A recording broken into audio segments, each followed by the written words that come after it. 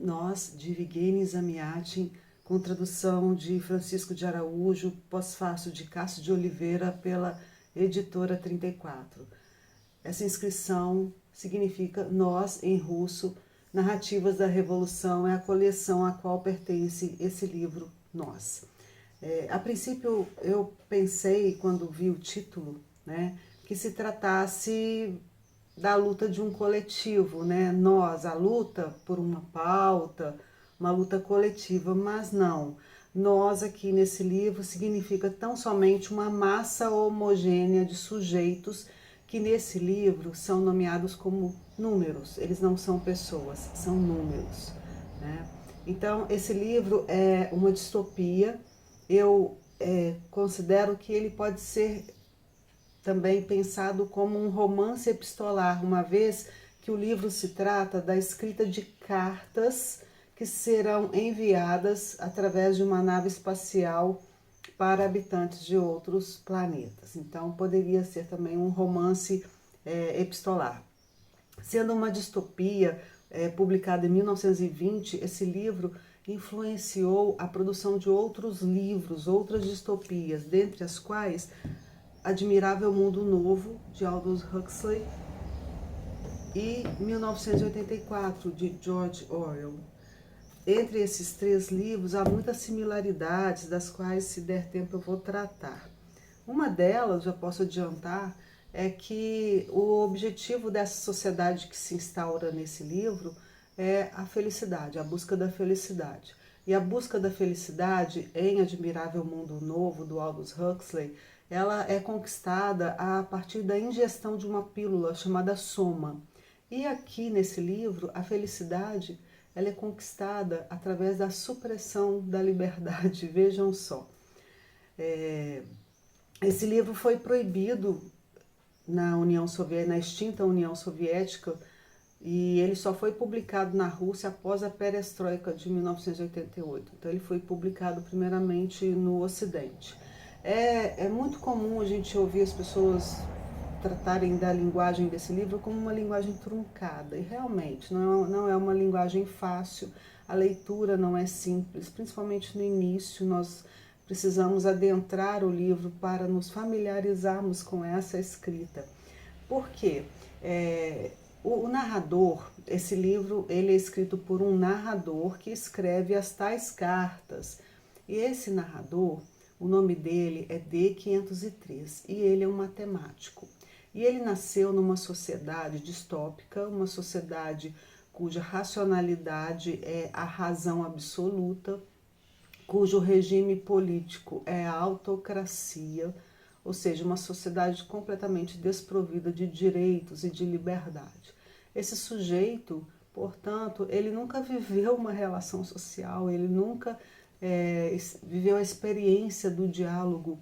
Então, a leitura de mundo que ele faz é toda realizada através de caracteres matemáticos. Daí a impossibilidade do nosso narrador, né, escritor do livro, produzir um texto que traga em si alguma poesia, algum lirismo. Daí que a leitura é bem truncada a princípio. A gente precisa enfrentar para depois se familiarizar e dar prosseguimento. Bom, quais são os personagens que presentes nesse livro? Basicamente são sete personagens, né? Eu vou tratar de três. Todas as pessoas que habitam essa sociedade retratada no livro, elas são, como eu já disse, consideradas números, e elas não têm nomes. Os nomes delas são números, são códigos alfanuméricos constituídos de uma letra e de números. Letras, consoantes para homens e vogais para mulheres. Então nós temos alguns personagens, como por exemplo o principal, que é o narrador da história, que é o D503. O D503, ele é um matemático. Ele é um cara frio, ele é um cara que não demonstra nenhuma emoção. Aliás, uma emoção que ele demonstra no início do livro é a emoção do repúdio, porque o preceptor dele, um robô, falou com ele que era possível resolver a raiz quadrada de -1, um número irracional. E o D503 fica muito indignado com isso, porque ele o universo dele se dá dentro do campo dos números racionais. Então, para ele, a raiz quadrada de -1 é uma impossibilidade, sendo que ela pode ser sim resolvida com o uso de um número imaginário, que seria o I, né, a letra I, que vai constar no nome de uma outra personagem muito importante que eu já vou falar. O D503, ele é um matemático e ele está trabalhando na construção da nave espacial que vai levar as tais cartas para os outros planetas.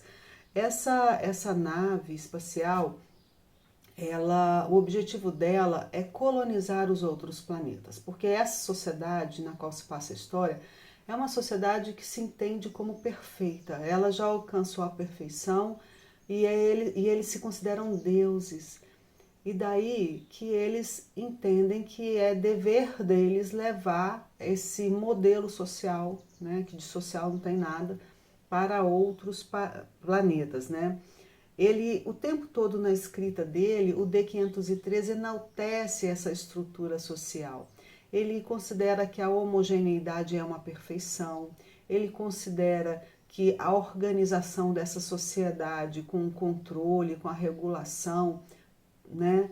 Não pode haver nenhum modelo melhor do que esse.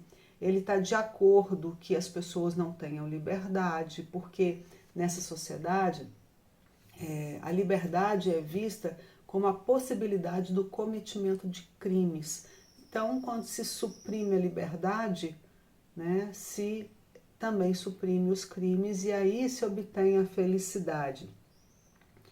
Apesar dele enaltecer a homogeneidade, né, o fato de todas as pessoas viverem a mesma vida idêntica, se portarem da mesma forma, se vestirem do mesmo modo, ele é um observador. Ele observa continuamente as diferenças nas pessoas. Ele observa o nariz das pessoas, ele observa os olhos, as orelhas, ele vê as diferenças. Isso o irrita um pouco, né? Faz lembrar um pouco daquele médico, daquele historiador, o Morelli, que é retratado no livro do Carlo Ginzburg, que também observava as orelhas, os lóbulos das orelhas para ver as diferenças.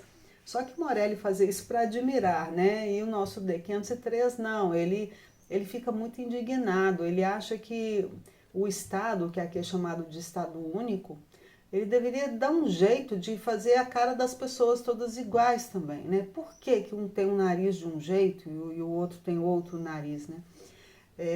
O D503 tem uma consciência completamente oprimida.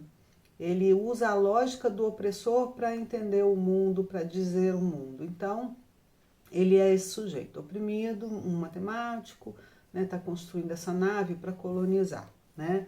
Uma outra personagem muito importante se chama I-330. Ela é uma mulher revolucionária. Quando ela chega na história, a gente não sabe muito bem quem ela é. E ela também não deixa, em nenhum momento ela se diz. A gente vai conhecendo no decorrer da história. Ela está associada a um grupo de pessoas que moram do outro lado do muro que circunda a cidade. E ela se aproxima do D503 e ele pensa que ela está interessada nele, né? Mas ela se aproxima porque ela tem um objetivo. Ela sabe que ele está construindo a nave espacial, a Integral. O nome da nave é Integral. E os revolucionários querem utilizar a Integral para destruir aquela cidade, aquele universo, aquela lógica, aquele estado único. Então ela se aproxima dele.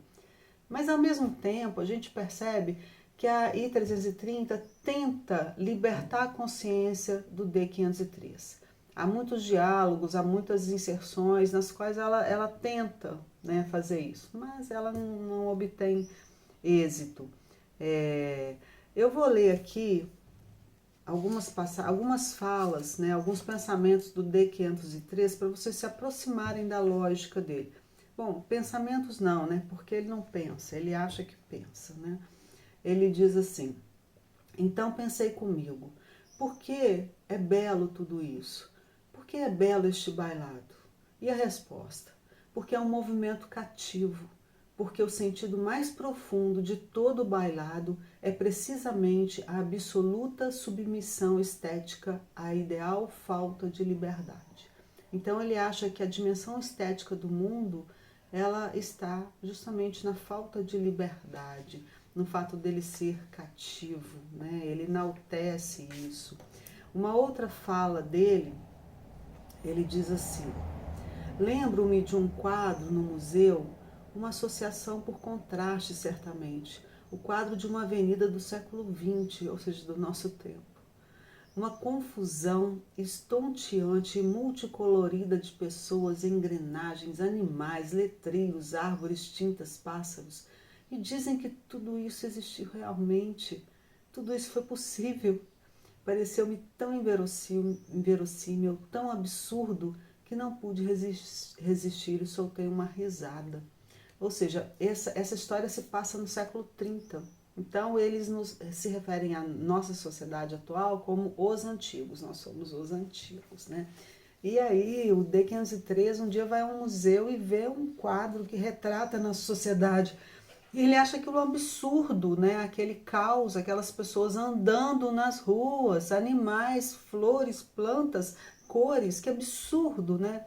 Porque a sociedade dele é uma sociedade homogênea, tudo é regulado, os passos, as direções, os ritmos. Então, para ele, que nasceu e foi formado nessa sociedade, isso é um completo absurdo, né?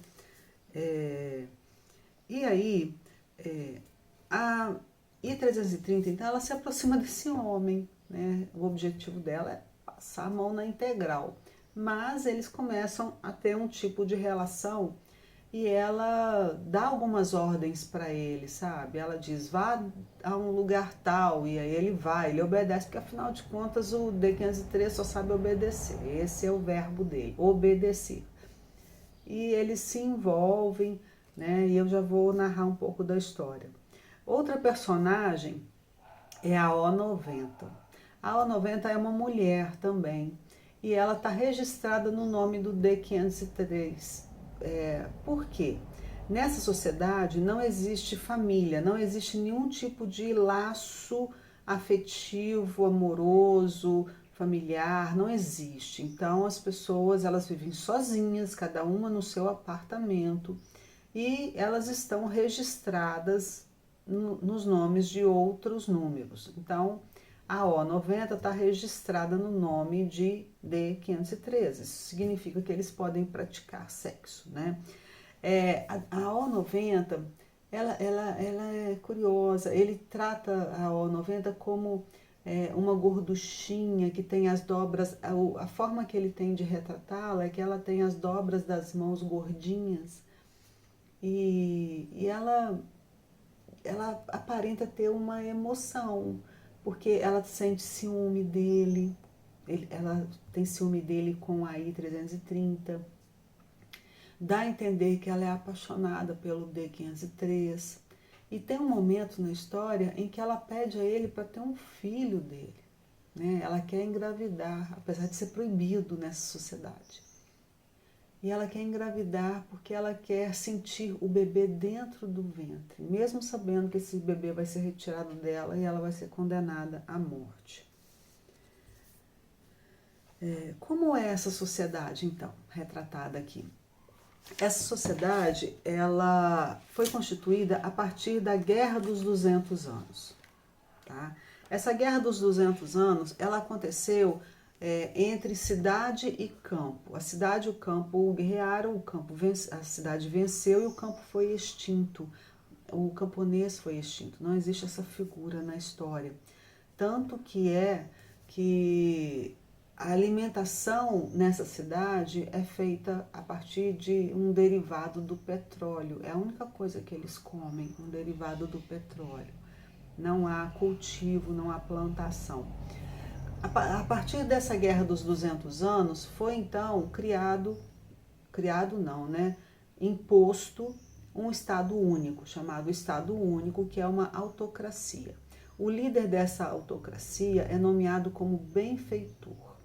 Esse benfeitor é que regula toda a sociedade. Anualmente ocorrem eleições. Aí você pensa, então eles vão poder votar, né? Tirar o benfeitor, mudar a política. Não. As eleições, elas acontecem no dia da unanimidade e todos os números, não são pessoas, são números, né?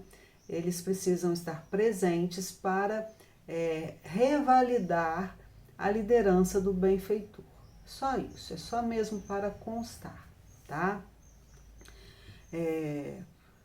Não existe arte nessa sociedade. A única referência a uma forma artística, que é a música, é a marcha do Estado Único, que toca todos os dias, se é que isso pode ser considerado arte, né? Não, né? Então, é a marcha do Estado Único. A cidade, gente, ela é toda feita de vidro. As casas, os apartamentos, o piso dos apartamentos, o teto dos apartamentos, o mobiliário dos apartamentos, a pavimentação das ruas, o muro que circunda a cidade, tudo, absurdamente tudo é feito de vidro, né? Faz pensar naquele livro, no 1984, do George Orwell, onde a sociedade também é regulada, vigiada permanentemente, só que lá através da tela das TVs, através da observação dos olhos, do olhar do grande irmão. Aqui a estrutura panóptica, ela vai acontecer através do vidro, uma vez que todos se olham e todos são vistos continuamente. Essa é a estrutura panóptica. A vida das pessoas é regulada cotidianamente através da tábua das horas. Então, essa tábua das horas, ela especifica o momento de acordar, de se alimentar, de ir para o trabalho, de voltar. Ela regula até o tempo de mastigação. Cada bocado de derivado de petróleo que eles ingerem, eles têm que mastigar 50 vezes. E tudo isso é contado, né? Tem os instrumentos para contar o tempo todo. Dessas 24 horas do dia, os números têm 2 horas particulares. E nessas horas particulares, eles podem fazer o que quiser, né? A princípio, mas não é bem assim, né? Porque o que eles fazem nas horas particulares? Eles caminham nas ruas em formação de quatro pessoas, 4 números, ou eles podem praticar sexo. Nem passa pela cabeça deles que eles poderiam, por exemplo, na hora particular, sentar à sombra de uma árvore para bater papo, né?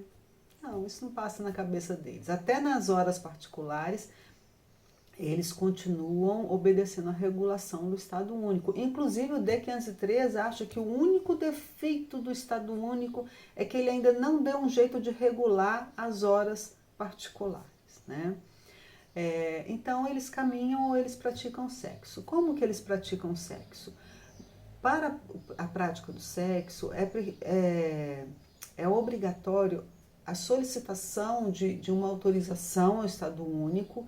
Então, o número ele tem direito, né? Não é direito, ele é autorizado a praticar sexo em um determinado dia, com um determinado número, e nesse momento as cortinas do apartamento são descidas para que haja privacidade. É o único momento de privacidade, se é que há privacidade, né? Ou seja, todo mundo vê que você baixou as cortinas e sabe exatamente o que está acontecendo ali. Não se tem notícia de crianças aqui, né? As crianças, elas são um produto do Estado. Elas são produzidas em algum lugar, não se sabe como, não é descrito, né? Em Admirável Mundo Novo, do Aldous Huxley, ele descreve com muita minuciosidade como as crianças, os bebês são produzidos, né? Aqui não. Aqui a gente só sabe que os bebês são produzidos, não existe o conceito de maternidade, né? Não existe. Eles são produzidos e eles são enviados para um lugar chamado Usina de Educação Infantil. Veja bem o nome da coisa. São enviados para lá para eles serem formados, né? Faz lembrar aquela frase do Foucault, né? O soldado se tornou algo que se fabrica. É mais ou menos isso. Eles são um produto do Estado. A filosofia dessa sociedade, pasmem vocês, é o taylorismo, né? O Taylorismo é um sistema de gestão do século XIX que vai trazer a ideia do tecnicismo, né?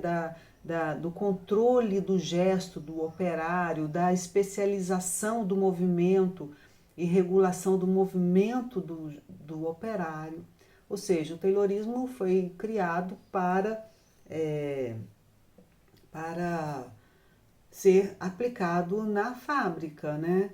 Mas essa sociedade, ela toma essa filosofia e para si. Eu vou ler aqui um trecho que trata disso.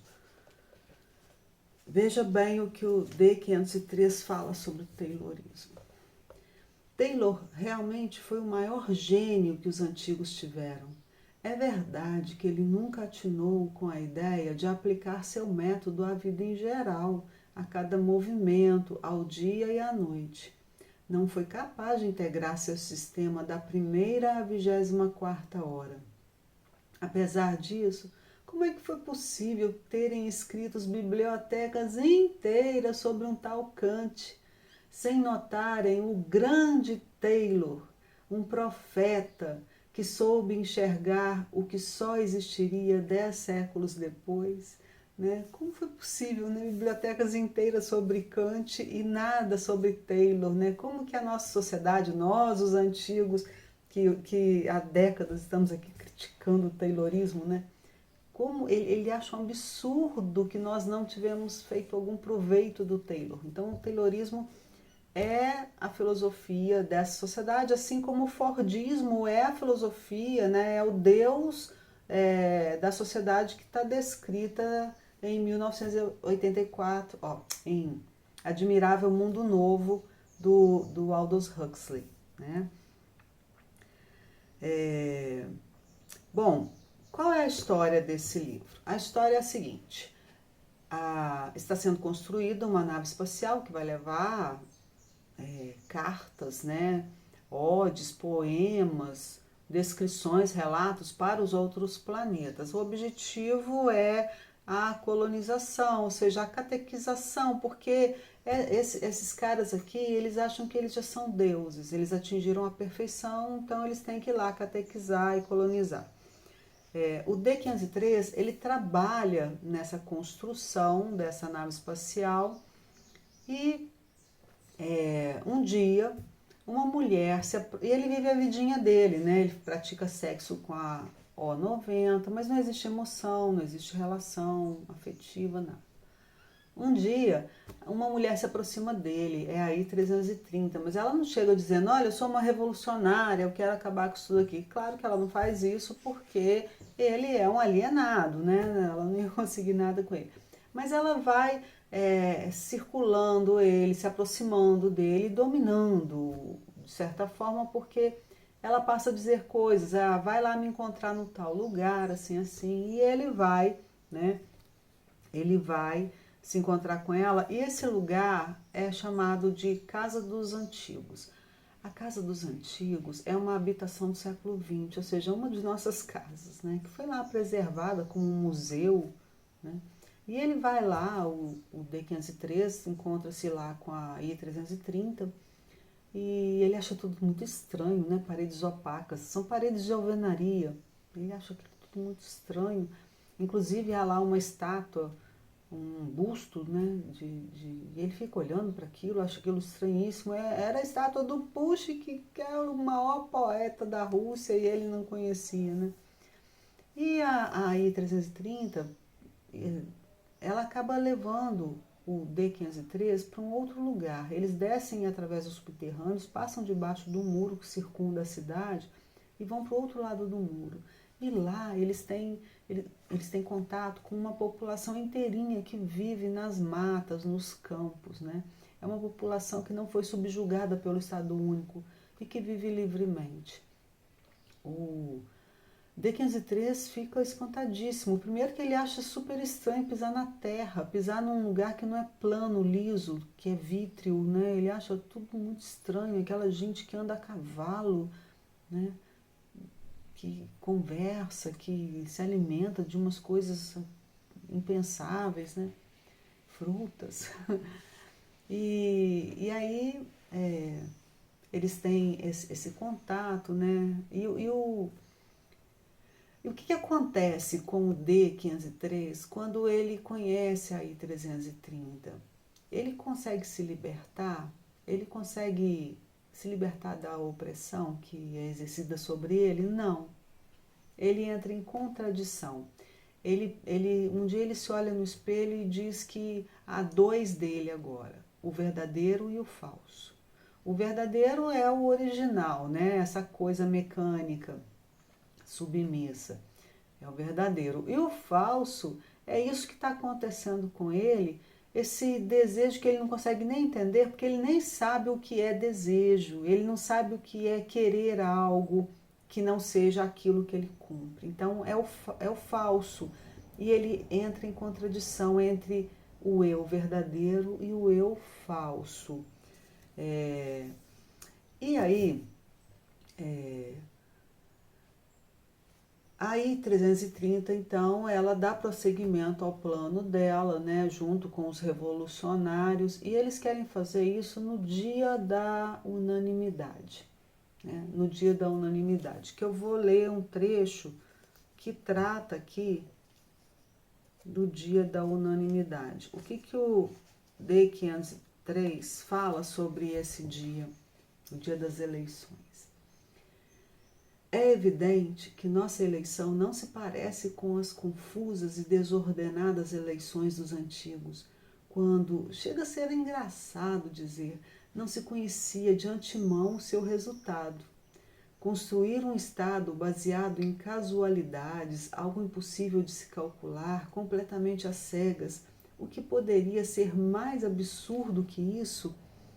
Então, ele acha um absurdo as eleições dos antigos, ou seja, as nossas eleições democráticas. Ele acha que, porque lá na sociedade deles, o resultado das eleições já é conhecido antecipadamente. Todos sabem que o benfeitor vai ser eleito, né? Isso é consenso.